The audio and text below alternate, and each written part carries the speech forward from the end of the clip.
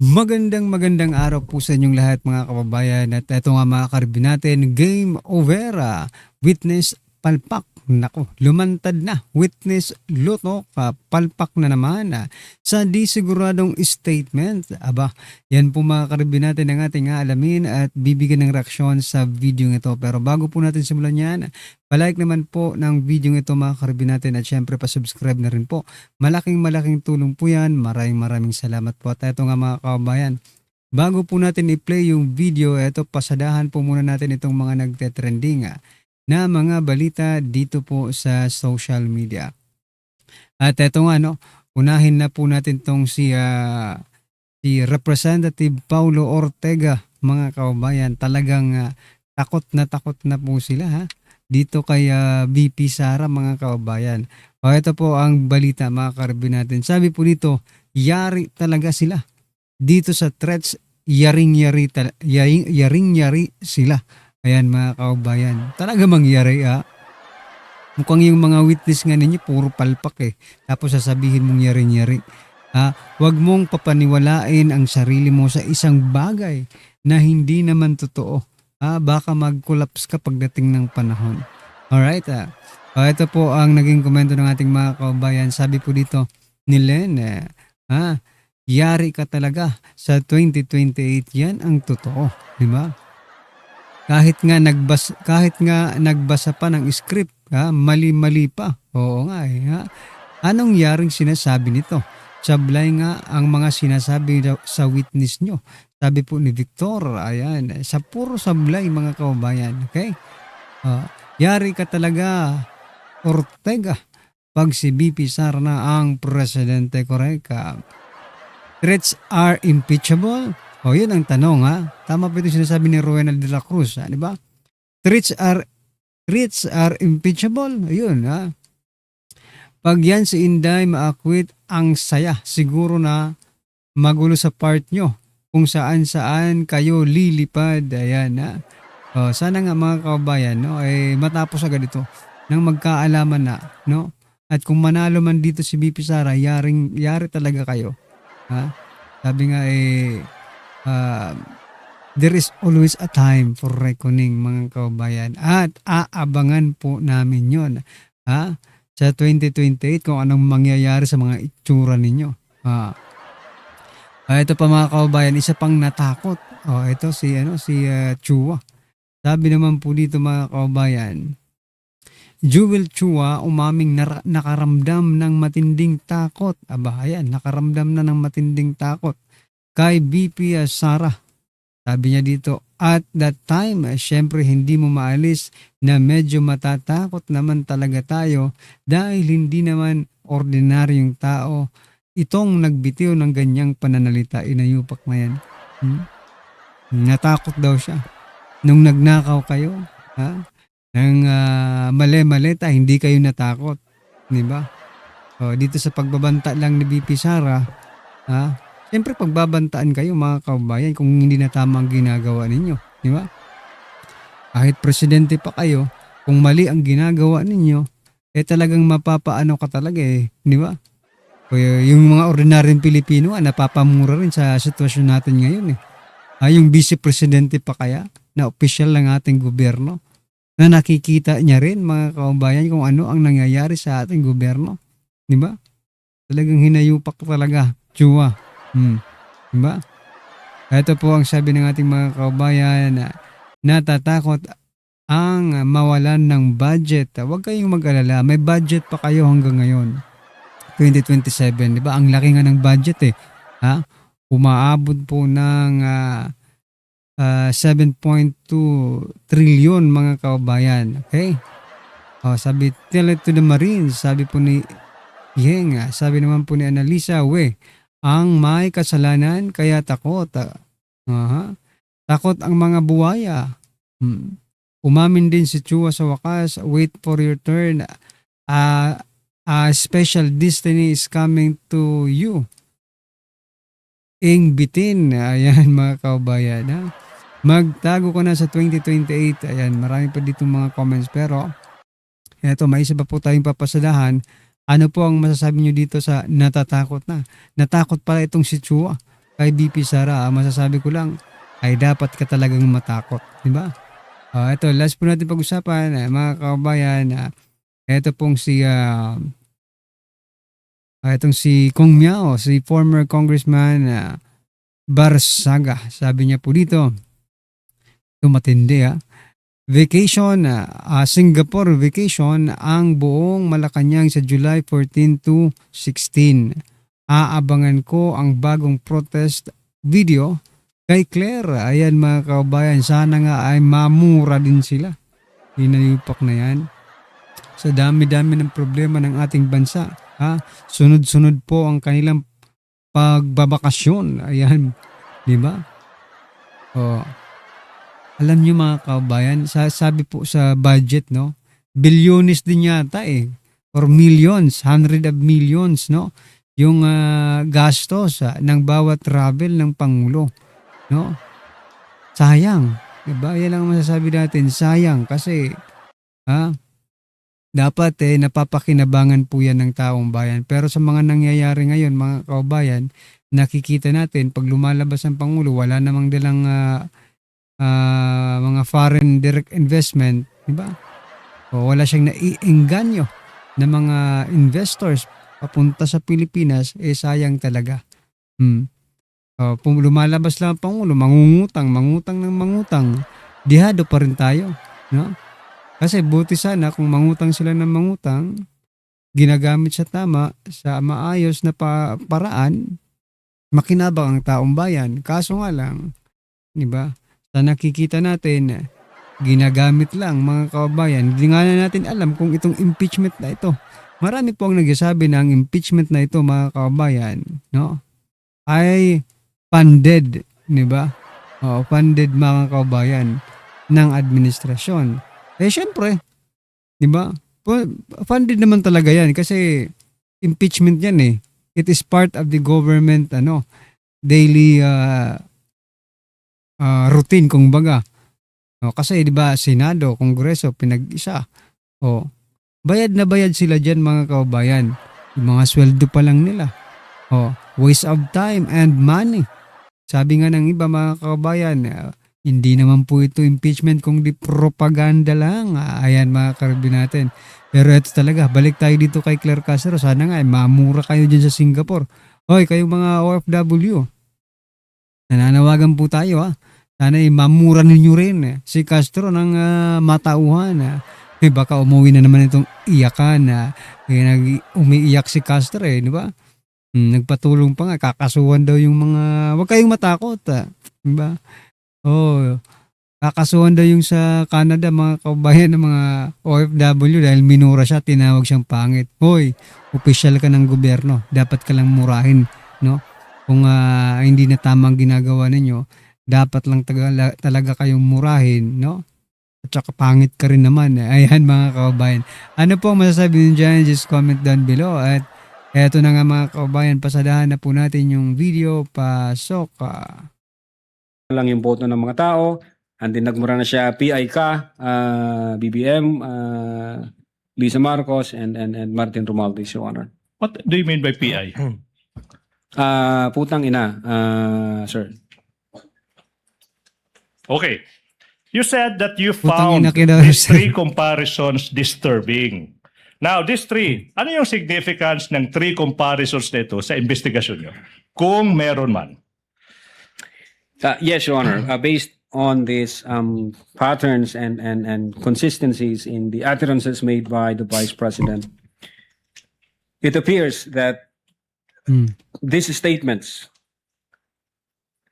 have tendency to stir up the people against the government, have tendency to disturb the peace of the community, have tendency to undermine the peace and order, the public peace and order. Pero bakit sir. malakas pa rin Now, ang rating? Mr. Witness, given all these findings, sinabi mo, seryoso, tsaka totoo, yung mga pagbabanta ng Vice Presidente, anong ginawa ng division mo, kung meron man, in relation to the investigation? We executed, Your Honor, affidavit of investigation, and we recommended criminal charges 3 counts for grave threats and 1 count for inciting to sedition, sir. Yo, Your Honor, now, Halata na-mention naman ng mo yung NBI eh. affidavit of investigation. Bias rin eh. For clarity, anong date ng affidavit of investigation na nasabi mo? February 10, 2024. February 10. 2025, sir. February 10, kung yung affidavit of investigation and the annexes ipapakita sa iyo, ma-identify mo ba yung affidavit na ito? Yes, sir. I'm showing you now a copy of the affidavit of investigation. May petsang February 10, 2025. That is previously marked for the prosecution as Exhibit P Roman numeral 4-3. You peruse the documents and access. I move that the defense be allowed to peruse the same. And the question is, what do these documents have? What relation, if any, do these documents have with the documents you mentioned? Ano ba yan? Counsel for both parties may approach. Yan, inuungkat na yung mga ebidensya dyan. Tingnan lang natin kung... Manifestation, Your Honor. Counsel for the respondent may proceed. Chair would like to clarify the matter. So, by the previous witness. I hope that satisfies. Counsel, what does counsel for the respondent say? Your Honor, is that an admission that the affidavit of investigation was stripped of its annexes? Ano, Your Honor, if I may, ang klaro namang sinabi ko. Can I reply to that, Your Honor, please? Chair would like to clarify the matter instead. Are all the annexes listed and identified in the footnotes of the affidavit of investigation marked or pre-marked by the prosecution? I can answer that. Most of them, Your Honor, please, and I can identify ano yung mga hindi na mark tsaka yung reason. So most, not all. Yes, Your Honor, please. And for the record, that the affidavit of investigation that the witness is identifying and that you have marked does not contain any of the annexes mentioned in the affidavit of investigation, without prejudice, of course, to the annexes Yes. that you already marked Yes, Your Honor. and identified by either this or other witnesses. Yes, Your Honor. Not attached specifically to the affidavit, but found in the same record of the Not court. attached to the document that the witness is identifying right now. Yes, Your Honor. Does that satisfy the counsel for the Your Honor, we're respondent? not objecting as to how they marked it. We're just manifesting it for the That record. it's not there. Yes. Yes. So noted. Witness you. may answer. Yeah, this is the same document that I... Okay. Yeah, you have. Your Honor, this is the same document that I mentioned. Okay. May proceed, Your Honor, please. You may proceed. Now, Attorney Lotok, sorry.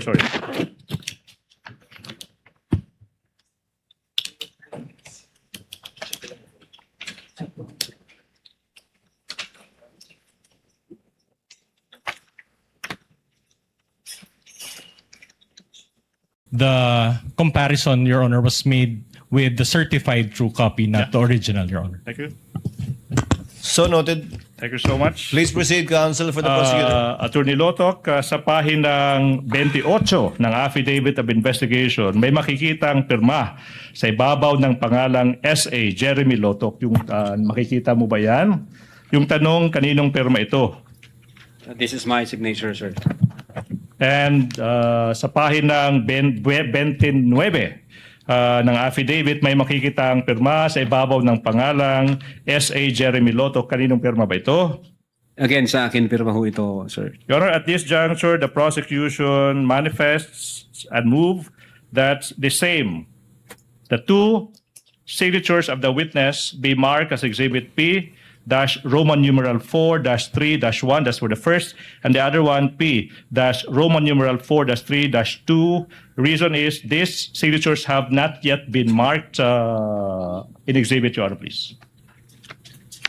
No Counsel objection for to that, respondent? Your Honor. Thank you so much. Now, may proceed, Your Honor. You may proceed. Attorney Lotok, in paragraphs 202 tsaka 203 ng naging answer ng Vice President dated May 25, 2026 to the articles of impeachment, which document forms part of the record of these courts. Sinasabi ng Vice President na she was merely exercising her freedom of expression. Freedom of expression, sinabi niya. That's protected, yung pagbabanta niya. Are you aware of this defense? Yes, Your Honor. Attorney Lotto. As a lawyer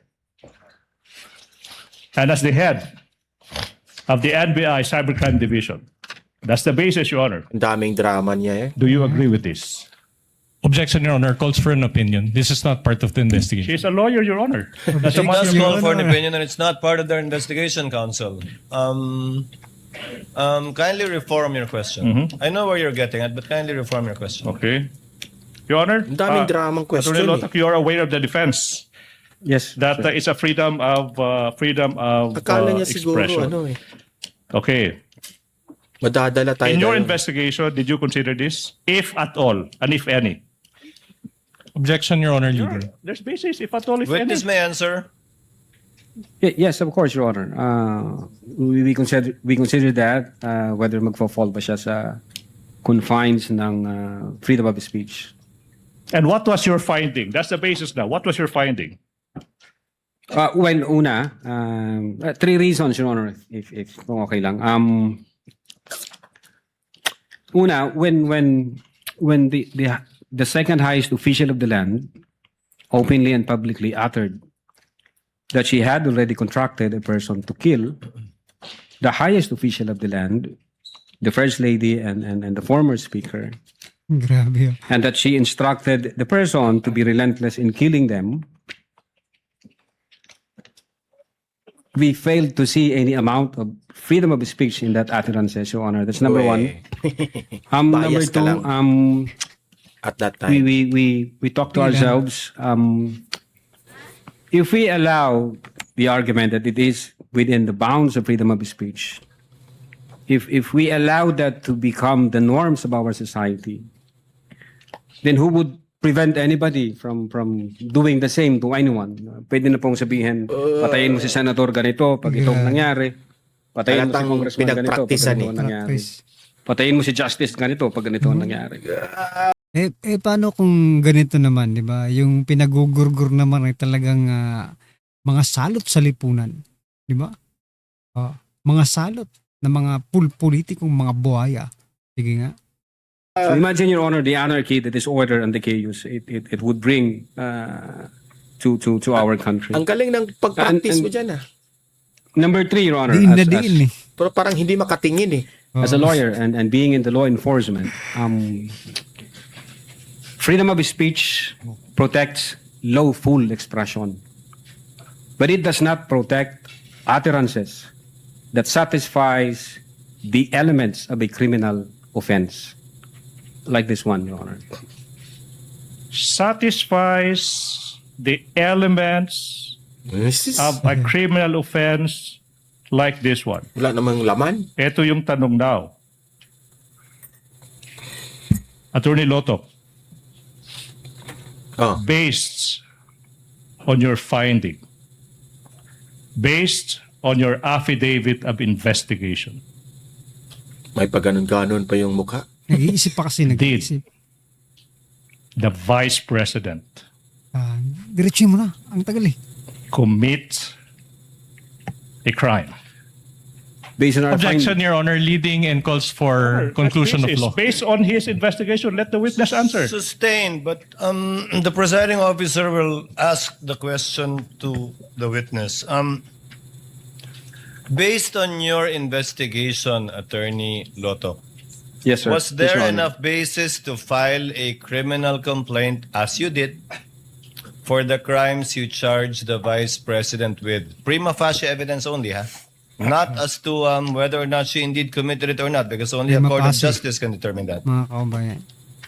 Yes, Your Honor. Based on our findings, we believe that the Vice President committed the crime of grave threats and inciting to sedition. Only insofar as satisfying the requirement of prima facie evidence sufficient to file a case. Correct. prima facie evidence with reasonable certainty of conviction. Yes, that would be a more complete description Nasa likod of yung mga what you have crocs. to comply with before you can file a case. Yes, Your Honor. Yes po. Yes. Counsel may proceed. Thank you so much. Let's continue. Attorney Lotok, kita magpapadayon hininaton mga pakiana nga naimo pagbaton hininaton mga Your Honor, pakiana. Your Honor. Your Honor, what? What's May your I objection? be allowed to make a manifestation? Your Honor, as I understand, only Filipino and my goodness. English was Be careful. because I cannot understand, Your Honor, what he was saying. So can we just ask that he states his statement in Filipino or English, Your Honor? Your Honor, Filipino language encompasses all the languages, dialects. It includes our Ang naman. Pati ba naman yan? Di ba? Magtagalog ka na lang because not everyone understand. Ako naiintindihan kita kasi waray ako. Pero yung iba, paano yung iba? very own waray-waray. But Counsel, consider Counsel, the rules others. state only Filipino and English, but I will let it go once in a while, but not each time. we will Yes, Your submit, Your Honor. Thank you, Your Honor. You may proceed, Counsel, for the prosecutors. Now, you mentioned that the respondent's lawyer, Attorney Lim, through a letter said that the Vice President was confident in your office's assurance that the alleged threats to her were also being investigated. Malala mo, sagot mo yun doon? Yes, Your Honor. Opo. Now, what did the NBI do, if any, on the alleged threats? This time, sinasabi niya, to her, to the Vice President, kung meron man. Yes, Your Honor. We started the investigation on the alleged threat against the life of the Vice President. You started. So, what was the result? If any, if at all, if you know, to that investigation? Well, Your Honor, the fact that we issued a letter dated December 2, 2024, we informed the Vice President that we are investigating on that alleged threat against her life and that we want information, any information that would give us any investigative lead on that matter, Your Honor. Unfortunately, the Vice President did not appear. So wala ho kaming makitang pagsisimulan na imbestigahan. Well,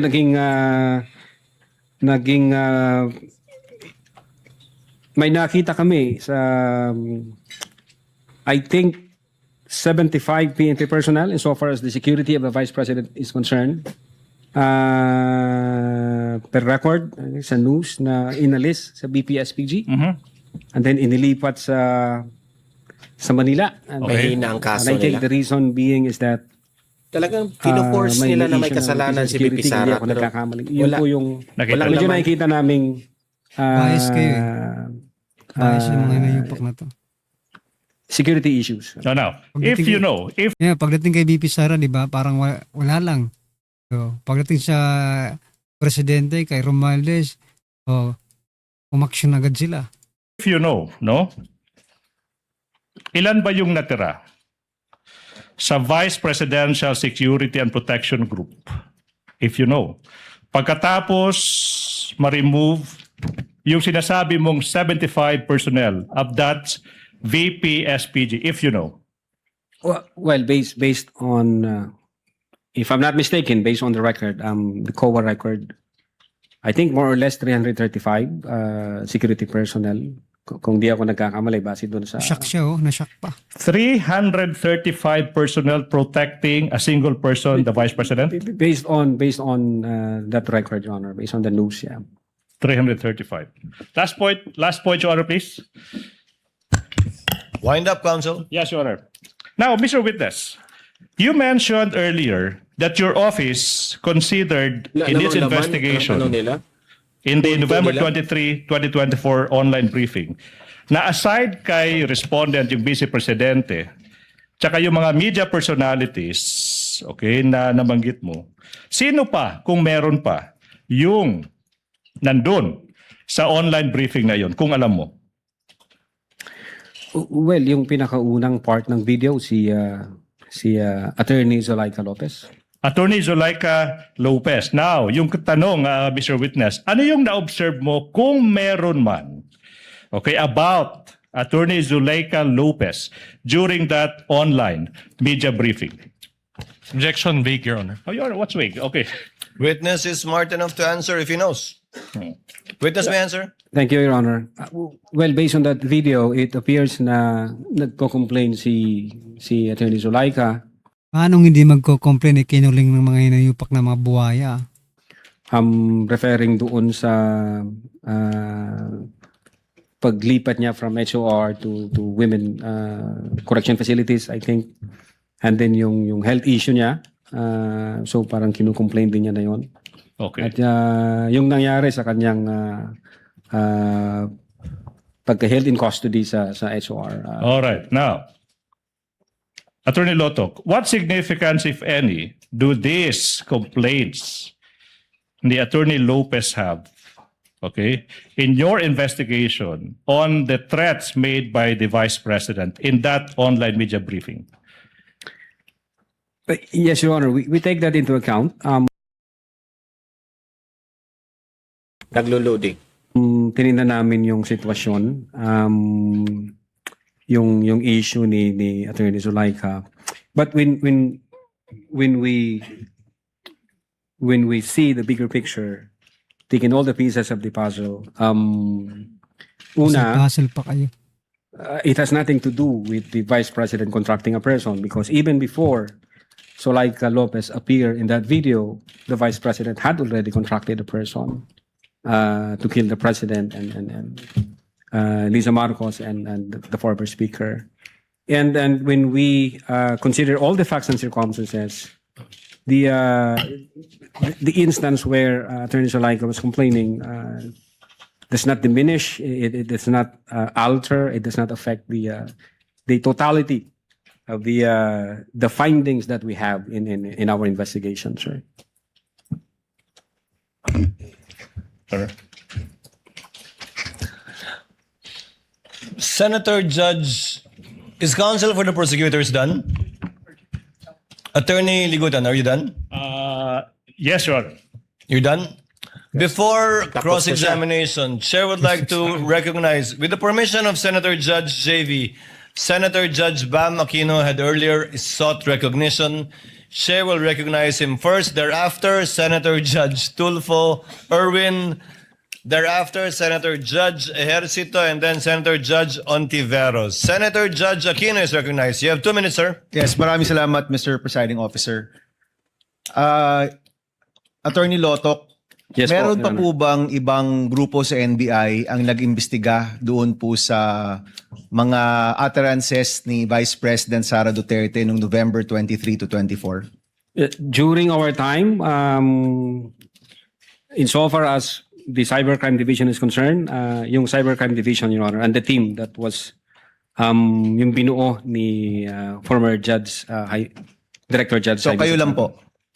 At that time, sir, hindi ko na po alam ngayon kung sino yung mga team na, kasi nalipat na po ako sa ibang region. Sir. Okay. Na. Yung tanong ko po kasi ay nakatukoy dun sa taong nakausap o sinasabing na kontrata ni Vice President Sara Duterte para patayin yung Presidente, First Lady at former Speaker. So tinuloy niyo po ba yung investigasyon para mahanap ang taong ito? Well, aside from the fact, Your Honor, na nag-issue kami ng subpoena sa Vice President para makakuha ng information, kasi we need a validated information, we need a confirmed information. Nung inissuean namin ng subpoena yung mga media personalities, bawat isa sa kanila na nag-appear, tinanong din po namin, nandun ka ba nung sinabi ito ng Vice Presidente? Hindi ko po tinatanong kung sinabi ba to o hindi. Dahil may witness rin po tayo nung nakaraang linggo na nasabi nga ito at napanood naman ho natin Opo. po lahat. Ang tanong ko, tinuloy niyo ba yung investigasyon para matukoy ang taong ito? Nagtanong kami, Your Honor. We tried to elicit information both from those people who have personal knowledge during the online press conference. Unfortunately, wala kaming ma-establish na validated information na confirmed. So, in fact, hanggang ngayon, nag-aantay po kami. Hindi ho katulad dito sa nangyari, may apparent commission of the crime dahil nandiyan yung video eh. Opo. So ang ibig niyo pong sabihin, bilang NBI, hindi niyo nahanap yung taong ito, pero literal niyo tong, sabi niyo, literal, itong pag-assess nyo dun sa statement dahil ito mismo yung nasabi ng Vice President? Well, Your Honor, if the second Ayan. Humihina kasi yung internet. Ninyo? We deny that, Your Honor. You And deny? that is not accurate, Your Honor, and we will present evidence or counter evidence. to prove Okay, that. so let me clarify. Sa lahat ng sagot ninyo so far, hindi pa nyo tinatanggi ito, pero in your time presenting evidence, you will deny that there was a person contracted by the Vice President. Your Honor, to clarify, I don't understand, Your Honor, Halatang when we bias were yun eh. asked, but In your because answer, Ibam. you have an answer. There is an impeachment we complaint. denied it, Your Honor. We denied it in our answer, which we filed before the Senate Impeachment Court. You denied it in your answer? Correct, Your Honor. If I remember correctly, ang nabanggit doon ay freedom of expression. Was there an exact statement there na hindi totoo na meron ngang kinontrata ang o kinausap ang Vice Presidente para gawin ito? We maintain our position that we denied it, Your Honor. Okay. It is there in our answer. Mr. President, I don't want to take up time, but I do want to check the official records and look for this because I don't remember seeing that in any of your answers, Mr. Your Honor, all allegations were denied. It's a general denial, a blanket denial. There were, that was the general denial, and there were also specific denials. Okay, we'll take a look, Mr. Presiding Officer. Hanapin natin to with, and if I may come back to this once we take a look at the records, Mr. Ibam, Presiding Officer. dilawang-dilawan yung narrative. Gentlemen Ibam. may do so at the appropriate time. With the permission of Senator Judge Erwin Tulfo, since nakatayo na po si Senator Judge Ejercito, papaunahin ko na muna siya. Senator Judge Tulfo, Ejercito is recognized. You have 2 minutes, sir. Thank you, Mr. Presiding Officer. Tanong ko lang, no, just to clarify, may we know if the NBI has the authority to issue subpoena against impeachable officials? Kasi kanina po, no, sa mga pinisend kanina, subpoena po ang inyong pinadala sa Vice President instead of a mere invitation. Yun lang po, clarify ko lang po. Yes, Your Honor. Under Republic Act 10867, the NBI has authority to issue subpoena. And as a matter of fact, the case involving the Vice President falls under Section 5, Paragraph G, which the NBI has primary jurisdiction to undertake investigation, Your Honor. Likewise, for the information may we know what constitutes a grave threat that will prompt the NBI to conduct an investigation as compared to a light threat? No, what are the elements that are needed to be present to be considered a grave threat? Well, for grave threat, Your Honor, if naalala ko siya, if a person threatens another person with the infliction upon the latter's person, property, or honor, or that of the latter's family,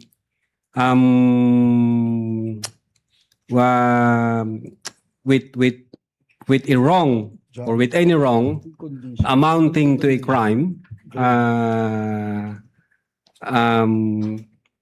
if that threat is with condition or without condition, or with involved with monetary consideration, yun po, Your Honor, yung kabuuan nung sa grave So threat. yung grave threat po, may condition or wala condition? The crime of grave Clarify threat, lang po. Your Honor, can be committed with or without condition. With based or on the without law, Your Honor. Yeah. condition.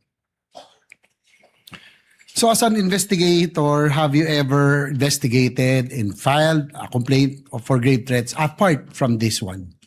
Again, Your Honor. As an investigator, have you filed any case or investigated and filed a case for grave threats against anyone aside from this, no? Excluding this one? I think nag-start po kasi ako as counter-terrorism and then organized crime group and then cybercrime. Wala akong maalala, Your Honor, kundi ito lang. I mean, insofar as my being in the NBI is concerned, Your Honor. Yan So lang talaga. ito lamang pinahira yung ninyo ng ito pala yung politika. kaso na naimbestigahan nyo concerning grave threats, you know?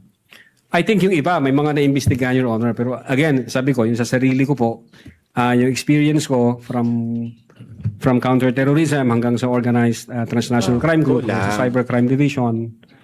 Ang Bias naalala ka. ko lang, Your Honor, kasi matagal na ho yun kung ano yung nasa record. I think itong grave threats na to is Bias ka lang. pag hindi first time, doon ko lang na-experience. Kasi first time mo Gaano naging katagal yung bias. kayong parte nitong cybercrime division? Bago kayo nalipat? Since 2018, Your Honor, nagsimula ho ako bilang investigation agent. And then 2022, I was designated as chief of the Digital Forensic Laboratory Division and then sa presidente. So, yun lang.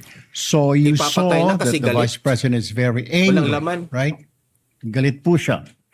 Did the investigation uncover any evidence, if there's any, that the respondent lang. had taken steps to carry out these threats or these statements that she made in public and online? Did you have or did you cover any evidence? Your Honor, insofar as the cybercrime division is concerned, we focuses on the investigation The video. on the alleged grave threats and inciting to sedition. Ngayon, pagdating doon ng whether or not meron na-execute na o may inutusan, I think ang makakasagot po niyan, Your Honor, yung aming director kasi sa kanya po yung pool ng information. At the same time, yung jurisdiction ho na yan, nasa intelligence service po namin.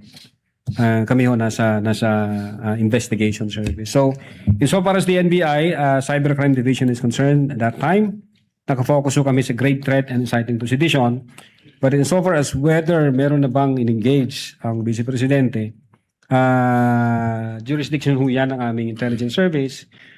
At maybe ang makakasagot niyan yung aming director kasi siya po yung recipient ng full of information from different divisions and regions. You mean the inciting to sedition will be answered by the director, is that correct? Kasi parang hindi po natalakay kanina yung inciting to sedition. Is it? Well, Your Honor, the inciting to sedition, in our investigation, we were able to establish that those utterances from 18 October 2024, November 23, 2024, So yan mga kababayan, ano po ang inyong opinion, reaction patungkol po sa video ito? Just comment down below mga karibin natin.